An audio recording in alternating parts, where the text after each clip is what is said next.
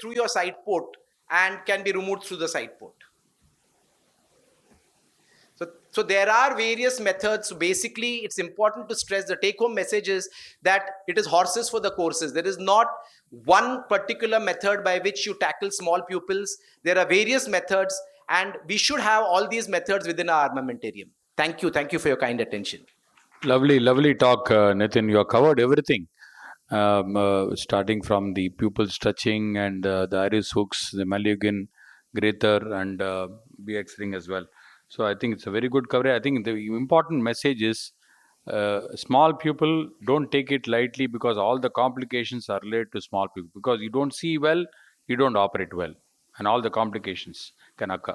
So right in the beginning of the surgery itself, you decide, I want to dilate this pupil mechanically and do it. Because in between the surgery is very difficult to put an iris hook or a Mulligan ring or a BX ring for the matter. We'll go on to the next talk by none other than Dr. SUVIRA, JAIN from Mumbai, and she's going to talk to us on hanging on a flimsy rope, that is Phako in zonular dehiscence and subluxated cataract.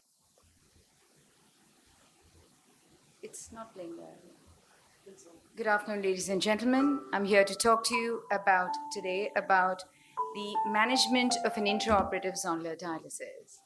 Let's start with the first case. The biggest unpredictability of intraoperative zonular dialysis is that you don't know the extent of the dialysis ever. Now, at the end of Phako, you can see that there's an inferior prolapsing of the bag, and while trying to put in visco, the zonular dialysis actually gets worse, and there is clearly the vitreous that's pushing the bag downwards. So, with a hand-on-hand maneuver from the opposite direction, a CTR is inserted into the capsular bag, and look how the trailing eyelid is hooked onto with the Sinskey hook, turned around, brought in its correct position, and then released with the help of a repositor. You can clearly see with the iris sweep that we've got a peaking of the pupil, which in this case was managed with a limited scissors vitrectomy, giving you a round pupil. In this second case, while performing a removal of the epinucleus with the coaxial eye, the surgeon notices folds under it. So the first thing you do to not make things get worse is do a viscofluid exchange. After the viscofluid exchange, note how the CTR, which is generally a 10 to 12 millimeter one, is introduced from the area away from the subluxation towards the subluxation. And then again, it is slipped in, turned around, and then released with the help of a repositor when it is in its correct position. Moving to the third case. Here's a patient who, while performing a coaxial eye, the surgeon accidentally yanks onto the equator, creating almost a 5 clock hour of a zonular dialysis. So the same steps, viscofluid exchange and a linear circumferential delivery of the CTR into the bag. Now, how do you figure out where do you release the trailing eyelid? It is very important to turn the CTR in such a manner that the open area of the loop is not in the area of the zonular weakness. Now, here's a patient who we get so comfortable when we put in the lenses, but here in this case, at the end of putting in the lens, such a harsh tap on the posterior capsule has resulted in a zonular dialysis of at least 3 to 4 clock hours.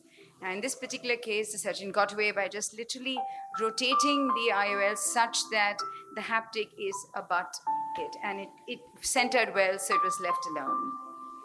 Now here, again, towards the end of nuclear emulsification, everything looks okay, but as soon as the instruments are brought out, there was no way that the surgeon would have known that there is a zonular dialysis here. So the instruments are out, and we come back, put in viscoelastic, and put in a CTR. The angle should be such that it's directed towards the bag, not too shallow that it gets into the angle, and not too deep that it endangers the bag even further. Now, when we are dealing with the direct chop technique in hard cataracts, our intraoperative maneuverability is often a lot more. Here you can see the surgeon is pulling on the fragment and has created a zonular dialysis. This is the fishtail technique of introducing a CTR, which I sometimes use, wherein the same standard PMMA CTR is flexed, held flexed, and the loop is pushed under the capsule into the bag, after which each of the eyelets are then introduced. The biggest advantage of this is that you don't make the zonular dialysis worse. The disadvantage is that you can use it only in cases with an inferior zonular dialysis. I think you put in a CTR as early as you notice a zonular dialysis, because it straight away opens out, gives you the equatorial stability of the bag, and allows for safe phacoemulsification almost each and every time. Now, this is a case wherein, but it's not always this smooth, is it? Here, there's a significant zonular dialysis because of excessive intraocular manipulation and the expansile forces during a Phako. But look what happens sometimes. When the surgeon is trying to put in the CTR, can you see it's getting stuck? It's not going in. It's actually just pushing the nucleus so that it's starting to tip further downwards. So after holding it up with an iris hook, the capsular bag, the surgeon is now able to go ahead and complete the nuclear emulsification. So you have to make sure that even putting in the lens, putting in the CTR, it goes in very comfortably. Ideally here, I guess, perhaps a 3-piece lens would have been a better option. However, here I didn't have one, put in a monofocal lens and it went well. It was well centered and it stayed stable. Now here's a case with a small pupil and a Mogiagnian hard cataract. So the pupil is first dilated using a Malyugin ring, and typically you see this intermittent fluid coming out. But look, when I try to extend the rexes here, you can actually see the whole bag is getting pulled here, making you think that obviously there is some kind of a zonular instability. Now at this point, I think putting in a CTR with half the rexes done is likely to make the rexes go haywire. So I've managed to complete the rexes. Then the CTR is introduced into the eye. You get your equatorial stability of the capsular bag. And therefore, because it's going to take quite a bit of energy and expansile forces to even perform a direct chop in this case. So once you've redistributed the forces such that the bag is now stable and strong, then I've not shown it here. You just complete with direct phaco chop using the right maneuvers, limited mobility, and see how you go. In this case, look, when the surgeon is attempting to do a horizontal chop, he actually, instead of hooking out the nucleus out of the bag, has hooked out the entire bag. Now, in this case, the surgeon has chosen not to put in a CTR just then, completes the nucleus management, as you can see. So there definitely was a significant zonular dialysis. Perhaps it might have been a better choice to put in a CTR then and there and continue, but it was not done. And obviously at the end of the nucleus management, you can see that strand of vitreous coming here.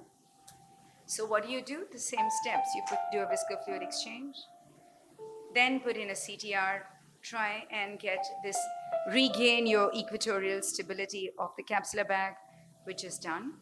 After the introduction of the CTR, then with the coaxial eye, the cortex is removed. I've just shown this in fast forward. And once the cortex is out, the surgeon actually puts in the lens.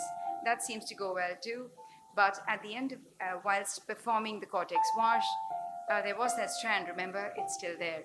So you've got to do something about that strand. You've got a stable bag now, but you've got disturbed vitreous. So with the CTR in place, IOL in place, after staining with triamcinolone, a coaxial vitrectomy is performed in this case, which gives you now an anterior chamber at the end, free of vitreous, a stable centered bag, and a stable centered IOL. Now in this case, it's not my case, but it's an important step that I wanted to show you. This patient has got a zonular dialysis intraoperatively in this grade 2 cataract. The point to remember is, after putting in a CTR, if you can see the edge of a CTR, it actually means that the bag is not exactly centered. Despite the CTR in there, it's not centered. So you need something else to strengthen it. And here, a capsule tension segment was used. Now, a capsule tension segment sometimes can also be used intraoperatively without even removing the lens. And obviously, you can't fixate it with the nucleus, such a big nucleus in its place. But you can, in order to attain an intraoperative stability of your bag, hook it, pull out the hook, because it's about 180 degrees of pulling the bag out, which helps you then complete the nuclear emulsification. And then you can end up fixating it to give you a long-term stability. There's not enough time, so just to touch upon, when you have a zonular dialysis that is this significantly large, more than 4 clock hours, you then perform a capsule tension segment fixation. And that should be done. I tend to do it after putting an IOL in the bag because one, the IOL protects the posterior capsule, and from the sides of fixation, two of the needles hooked through the eyelet of the capsule tension segment are pulled out. And with the IOL in the bag, which is not shown in this video, you pull out, titrate how much you pull it out, and then you tighten the knot to give you a well-centered bag. I guess these are the cases I wanted to share with you. Thank you very much.